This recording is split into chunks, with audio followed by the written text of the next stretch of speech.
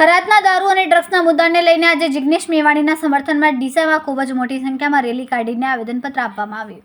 વડગામના ધારાસભ્ય જિગ્નેશ મેવાણીએ તાજેતરમાં દારૂ, ડ્રગ્સ અને અન્ય નશીલા પદાર્થોના ખુલ્લા વેચાણ મુદ્દે પોલીસની કામગીરી પર સવાલો ઉઠાવ્યા બાદ આજરોજ ડીસામાં તેમના સમર્થકો દ્વારા પ્રચંડ મહારેલી ઉપાડવામાં આવી.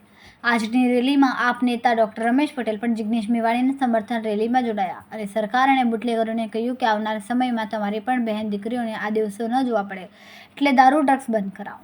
સેંકડો સમર્થકો હાથોમાં બેનર તથા પોસ્ટરો લઈને શહેરના મુખ્ય માર્ગોથી રેલી સ્વરૂપે નીકળતા. રેલી દરમિયાન હરસંઘવી, હાય હાય જેવા નારા ગુંજી ઉઠ્યા. સમર્થકોએ સ્પષ્ટ રીતે આરોપ મૂક્યો કે જિલ્લામાં નશીલા પદાર્થોના વેચાણનું મોટું નેટવર્ક સક્રિય છે અને પોલીસ તંત્ર તેની સામે અસરકારક કાર્યવાહી કરવામાં નિષ્ફળ રહ્યું છે. મહારેલી અંતે એસડીએમ કચેરી પહોંચીને જ્યાં નાયબ કલેક્ટરને આવેદનપત્ર આપીને તાત્કાલિક કડક પગલાં લેવાની માંગ કરવામાં આવી. સમર્થકોએ ચેતવણી આપી કે જો દારૂ અને ડ્રગ્સનું ખુલ્લું વેચાણ બંધ ન થશે તો જનતા પોતે રેડ પાડવા મજબૂર બનશે. આજે આ દારૂ અને ડ્રગ્સ જેવા નશીલા પદાર્થોના કારણે દરેક સમાજના યુવાનો એટલી બધી હદે નશાના રવાડે ચડ્યા છે, પરિવાર કે એમના આવનાર ભવિષ્યનું પણ નહીં વિચારતા.